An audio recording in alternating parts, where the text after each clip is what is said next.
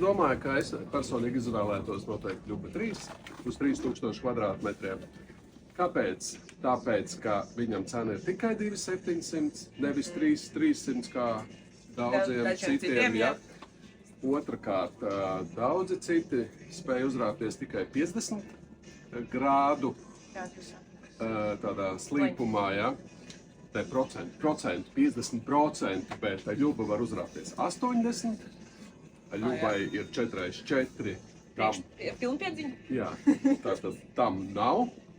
Tas ir Tātad, kas mums ir vēl 4x4 bija, 360 grādu liders, tam nav. Tas ir tā, tas, kas Mākslīgais intelekts neatrada nekādu informāciju, tam mums ir. Ja? Un vēl kas ir diezgan daudziem būtiski, ka, ja ir liels pagalms, tad tu vari sadalīt zonās. Nu, tam es neredzēju, kā to var izdarīt. Ja?